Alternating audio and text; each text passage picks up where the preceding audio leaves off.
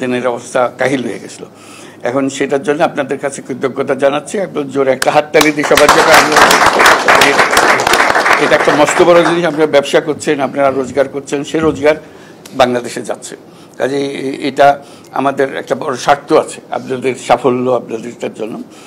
আত্মবিকাশে জেগে ওঠা প্রাণ। প্রিয় দর্শক, আপনারা দেখছেন বাঙালির ২১শে টেলিভিশন। প্রাসঙ্গিক প্রসঙ্গ এবং সংবাদ নিয়ে আপনাদের সাথে আছি আমি হৃদয় শিকদার রায়হান। ইতালিতে বাংলাদেশের কমিউনিটি নেতাদের সঙ্গে প্রধান উপদেষ্টা মোহাম্মদ ইউনূসের সাক্ষাৎ ও আলোচনা। প্রধান উপদেষ্টা প্রফেসর মোহাম্মদ ইউনূস মঙ্গলবার ১৪ অক্টোবর রোমে তার হোটেলে ইতালিতে বসবাসরত বাংলাদেশি কমিউনিটি নেতাদের সঙ্গে এক মতবিনিময় সভায় মিলিত হন। এ সভায় তিনি প্রবাসী বাংলাদেশিদের অবদান ও ইতালির সমাজে তাদের সফল সাংস্কৃতিক সংহতির প্রশংসা করেন। প্রধান উপদেষ্টা বলেন, ইতালিতে বাংলাদেশি অভিবাসীরা দেশটির অর্থনীতিতে গুরুত্বপূর্ণ ভূমিকা পালন করছেন এবং দেশের রেমিটেন্স পাঠিয়ে বাংলাদেশের অর্থনীতি অবদান রাখছেন। তারা এখন ইতালির সংস্কৃতির সঙ্গে মিশে গেছেন। অনেক শেফ ইতালির শিশু রেস্টুরেন্টে বাংলাদেশিরাই। এছাড়াও সোমবার ১৪ অক্টোবর রোমে food and agriculture organisation FAO সদর দপ্তরে ডিরেক্টর জেনারেল কু দং ইউ এর সঙ্গে বৈঠক করেন প্রধান উপদেষ্টা। এ সময় তিনি বিশ্ব খাদ্য ফোরামে বাংলাদেশের খাদ্য সুরক্ষা ও কৃষি খাতের উন্নয়নে FAO এর সহায়তা কামনা করেন। প্রধান উপদেষ্টা ইউনূস ইতালিতে বিভিন্ন অনুষ্ঠানে অংশগ্রহণের পাশাপাশি বাংলাদেশের প্রবাসী কমিউনিটির সঙ্গে নিয়মিত যোগাযোগ রক্ষা করছেন, যা প্রবাসীদের জন্য সরকারের সহায়তা ও নীতি প্রণয়নের সহায়ক ভূমিকা পালন করছে। প্রিয় দর্শক, বিস্তারিত দেখুন বাঙালির ২১শে টেলিভিশন সংবাদে। শুরুতেই আমার সঙ্গে যারা দুজন উপদেষ্টা এসছেন তাদের সঙ্গে পরিচয় করিয়ে দিই। এখানে আছেন আলী আজম, পরিচয় হয়ে গেছে অলরেডি, আগে খুব পরিচয়। দুজন ফরিদা আক্তার, ফিশারিজ মৎস্য প্রাণী সম্পদ।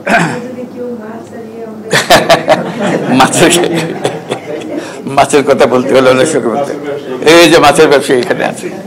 যাক, ওই দুজনের সঙ্গে পরিচয় করিয়ে দিলাম। আর এমনিতে আমরা আমার সঙ্গে আপনাদের অনেকের সঙ্গে পরিচয় হয়ে গেছে অলরেডি। কারণ এই দেশের বাংলাদেশের পরে যে দেশের সঙ্গে একেবারে ওতপ্রোতভাবে জড়িত সেটা হলো ইতালি। বহু বছর ধরে এদের সঙ্গে আমি কাজ করি। ইতালির উত্তর, দক্ষিণ, পূর্ব, পশ্চিম কোথাও কোনো জায়গা নাই যেখানে আমাকে নিয়ে যায়নি, যেখানে আমার কোনো কর্মসূচি নাই।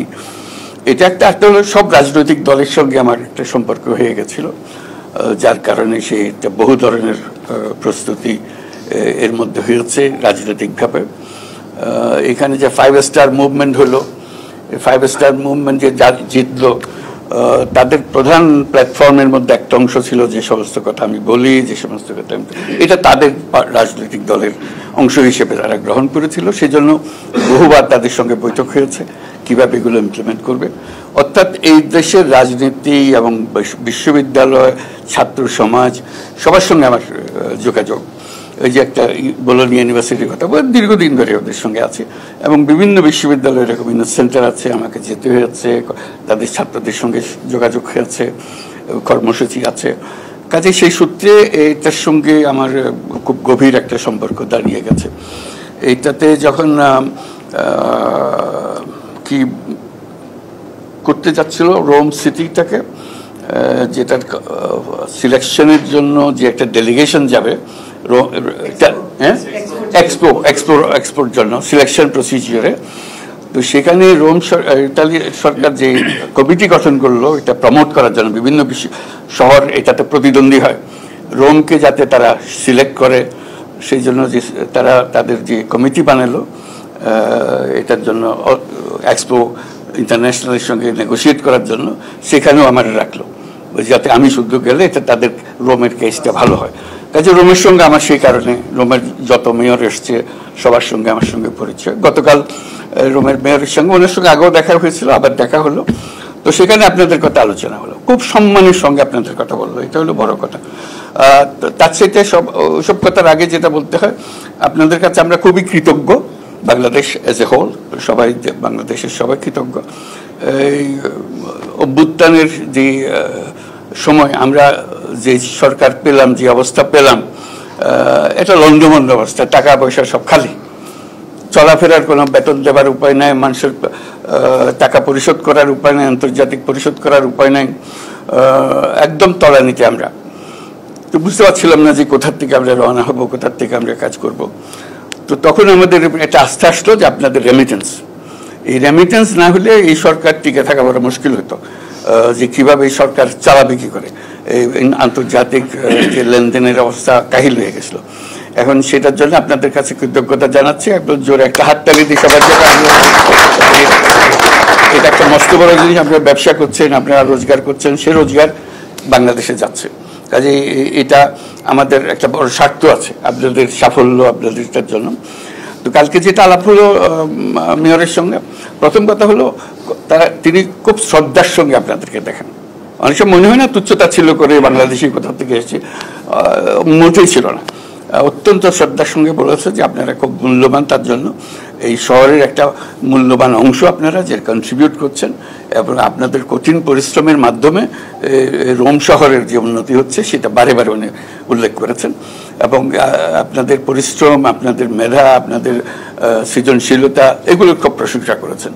এবং এই প্রশংসা শুধু রোম শহরের জন্য না, পুরো ইটালির জন্য আমি বারে বারে শুনেছি। আপনাদের প্রধানমন্ত্রী মেলোনি, তার সঙ্গে কয়েকবার আমার দেখা হচ্ছে, 3বার দেখা হয়েছে, 4বার আবার দেখা হবে ডিসেম্বরে, উনি বাংলাদেশে আসবেন তখন। ইমিডিয়েট কয়েকদিন আগে দেখা হয়েছে, সেটা হলো নিউ ইয়র্কে জাতিসংঘে 24শে সেপ্টেম্বর জাতিসংঘে আমি দেখা হলো 24শে সেপ্টেম্বর তারিখও বলে দিন। সেখানেও আবার আলাপ হয়েছে, কয়েকবার আলাপ হয়ে গেছে, 3বার আলাপ হয়েছে, এবং সেখানেও একই কথা। তো আমি বিষয়টা তুলেছি, অনেক জিনিস আমার জানা আছে আপনাদের সমস্যা সম্বন্ধে, যেহেতু সবসময় আসি, সবসময় কথা হয়, কারো না কারোর সঙ্গে আলাপ হচ্ছে। তো এগুলো বললাম তাকে, ভিসার কথা বললাম, এই যে লোকটা বাইর করে দিচ্ছে সেগুলোর বললাম, যারা ভিসা দেওয়া হয়েছিল ভিসা রিনিউ করা হচ্ছে না সেগুলোর কথা বললাম। তো উনিও দুঃখের কথা বললাম, বলে আমরা খুব সম্মান করি, বাংলাদেশি যারা আছেন তারা ইটালির জন্য অত্যন্ত গুরুত্বপূর্ণ। এটা এমন না যে আমরা তাদের থেকে নিষ্কৃতি পেলে বাঁচি, ওটা আমাদের না, আমরা তাদের রাখতে চাই। এটা সম্বন্ধে পরিষ্কার যে আমরা তাদের রাখতে চাই, সম্মানের সঙ্গে রাখতে চাই।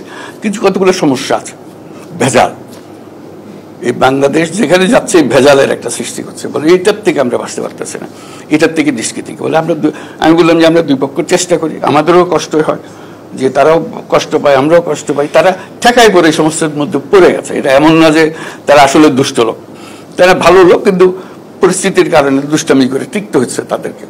এটা দুষ্টামি করে যাতে টিকতে না হয় একটা পন্থা বাইর করতে হবে আমাদেরকে। সেও যেন সম্মানের সঙ্গে বাঁচে, আর তোমরাও যেন আইন কানুন মতো চলে, আমরাও শান্তিতে থাকি যে আইন কানুন মতো। তো সেখানে ইতিমধ্যে আলোচনা হয়েছিল আগে, সেই আলোচনার রেশ ধরে আমি বললাম যে এখন বলছি যে একজন যদি নিয়ে যাও, আমরা একজন নতুন আনবো, একজন ভেজাল লোক নিয়ে অদল বদল করে জিনিসটা পরিষ্কার হয়ে যাক। অর্থাৎ জিনিসটা পরিষ্কার, তাদেরও ইচ্ছা পরিষ্কার, আমরাও চাই যে পরিষ্কার। তো ওখানে একজনের পরিবর্তে একজন হবে না, একজনের পরিবর্তে দুজন হবে, এগুলো নিয়ে আমরা একটা আলাপ করছি যে কি করা যায়। এটা নিষ্কৃতি, এটার থেকে নিষ্কৃতি পেতে হবে, এটা উপায় নেই আন্তর্জাতিক আইন অনুসারে, এবং বিশেষ করে ইউরোপিয়ান ইউনিয়নের সদস্য হিসেবে তাদেরকে এটা করতে হয়। যে আমাদের লোক তো আসতেছে, নানা জায়গাতে আসছে, এই যে নানাভাবে আসে, তাদের সঙ্গে আমার আলাপ হয়েছে। এই জাহাজ থেকে সদ্য নামা লোকের সঙ্গে বৈঠক হয়েছে, মেয়রকে শুদ্ধ নিয়ে আলাপ হয়েছে, কি করবে এখন, এটা এসে গেছে। তো মেয়র বললো যে ঠিক আছে, এসে যখন গেছে আমাদের দেখতে হলো তাদের গ্রহণ করা, তাদের এখানে সেটেল করা। তো তাদের অ্যাটিচিউড দেখলাম যে এরকম না, এখনই জাহাজে ওঠো ফেরত যাও, ওরকম বলে না, ওরকম বলে না তাদের। এটি হলো ভালো লাগে যে এরা সম্মান করে, মানবিকতা আছে। তো আমি বললাম যে দেখো, এটা এখন তো এখানে আসলো, বলতে এরা এখানে থাকবে না তো। আমি বলছি কেন, বলে তাদের ডেস্টিনেশন হলো অন্যদিকে, আর উত্তরে যাবে, উত্তরে যেতে যেতে কদ্দূর যাবে সেটা তারা জানে, কিন্তু এখানে বেশি দিন থাকে না। তবে দেখলাম যে ওখানে থেকে থেকে যেটা হয়েছে, এটা পরিচয় করে দিল। সে ওখানে আমার জন্য আমন্ত্রণ করে রেখেছিল, কয়েকজন বাংলাদেশি ছিল সেখানে, ওদের সঙ্গে পরিচয় বলে এটা আমাদের সিটি কাউন্সিলের সদস্যরা, এখানে যারা থেকে গেছে তারা এখন সিটি কাউন্সিলে আছে, বলে তারা এখন আমার মালিক, আমার হুকুম দিয়ে তারা। তার মধ্যে যিনি প্রধান নেতা তাদের মেয়রে দেখলাম যে বেশ সবিহ করে, তারা বাচ্চা মেয়ে, একটা 27-28 বছরের মেয়ে, সে হলো এদের নেতা। যে বলে ওর কথায় আমাদের চলতে হয়, ও যখন বক্তৃতা করে আমাদের ত্রাহি ত্রাহি অবস্থা হয়। দেখলাম যে এটাও একটা সম্পর্ক দাঁড়িয়ে গেছে, যে এটা এমন না যে একেবারে নাম পরিচয়বিহীন লোক এখানে এসে গেছে, তারা শ্রদ্ধাও করে, কিন্তু সমস্যা আছে। এই সমস্যার সমাধানের জন্য বারে বারে আলাপ করছে। তারা চাচ্ছে যে কীভাবে সমাধান হবে। এই যে ছাত্রদের যাদের এক্সপায়ার করে ঢুকেছিল, তারপর আর দেয় না, এইটা একটা বড় সমস্যা হয়ে গেছে। একটা তো হলো ভেজাল লোক ঢুকে গেছে, কাগজপত্র কিচ্ছু নাই, ভেজালের মধ্যে আছে, ওদেরকে কিভাবে সঠিক পথে নিয়ে আসা যায়। অর্থাৎ চেষ্টা হচ্ছে সমাধান করা, তাড়িয়ে দেওয়াটা সমাধান না, এইটা পরিষ্কার হয়ে গেছে, দুই পক্ষে এটা পরিষ্কার, তাড়িয়ে দেওয়ার সমাধান না। তবে কিভাবে এটাকে পরিষ্কার করা যায় যাতে তোমরাও পরিষ্কার থাকো, আমরাও পরিষ্কার। এই হিউম্যান ট্রাফিকিং যে জিনিসটা বলে, আপনারা সবাই পরিচিত আছেন, বলে মস্ত বড় জিনিস, বহু লোক প্রাণ দেয় ইত্যাদি, এগুলো যাতে দিতে না হয় সেটার চেষ্টা করা। যেহেতু তাদের রাজনৈতিক নেতৃবৃন্দের সঙ্গে সম্পর্ক আছে, এটা বহুবার বুঝিয়েছি যে জিনিসটা যাতে হয়, সুন্দরভাবে হয়, এবং আপনারা যাতে বিভিন্ন পেশায় প্রতিষ্ঠিত হন, এটাও তারা ভালো লাগছে। তারা আসে একরকম, তারপর আস্তে আস্তে উপরের দিকে চলে যায়, কেউ তাদের নিজের চেষ্টায় করে ফেলে। তো সেটা আমাদের কাছে ভালো লাগে, যদি কোনো রকম বেআইনি কাজ না করলে আমরা খুশি। আর এখানে যেহেতু আসি বহুজন সম্মান করার জন্য, রোম শহরের সবচেয়ে বড় বড় রেস্টুরেন্ট যেগুলো আছে সেখানে খেতে নিয়ে যায়, ডিনার খাওয়া হবে। তো আমিও যাই, তারা ডিনার খাওয়াইতে চাই, খাই। কতক্ষণ পরে দেখি আমার চারদিকে ফিসফাস শুরু হয়ে গেছে, কি ব্যাপারে? একজন বাংলাদেশি পাগল, সে এসে সালাম দেয়, কেন ফার্স্ট আর একটু কথা বলবো, কি বল, সবাই ভেতরে কিচেনে অপেক্ষা করতেছে, আপনার সঙ্গে একটু দেখা করবেন। তো মালিক আসলো, মালিকে বললো যে হ্যাঁ আমাদের এখানে বাংলাদেশি আছে, বলে আমরা খুব কৃতজ্ঞ বাংলাদেশের প্রতি। বলে আসলে রেস্টুরেন্ট তারাই চালায়, আমি শুধু টাকাটা দিই। বলে এদের কারণেই আমার উপার্জন, তাদের হাতেই এটা। ভেতরে গিয়ে দেখলাম সব কাজকর্ম করতেছে সব বাংলাদেশি, টপ রেস্টুরেন্ট, কিন্তু এটা রাস্তার পাশের রেস্টুরেন্ট না। রোম শহরের কোনো রেস্টুরেন্ট নাই যেখানে বাংলাদেশি শেফ নাই। বাংলাদেশি শেফ চলে গেলে রোম শহর অচল হয়ে যাবে। আমি তাদেরকে বললাম, আমার দেখো আমার ভাগ্য হয়েছিল ইয়েতে মস্কোতে রেস্টুরেন্টে আমাকে নিয়ে গেল একজনে, খুব বড় রেস্টুরেন্টে নিয়ে যাবে। আমি ঠিক আছে, খাওয়া দাওয়া করবো, রেস্টুরেন্টে যাবো।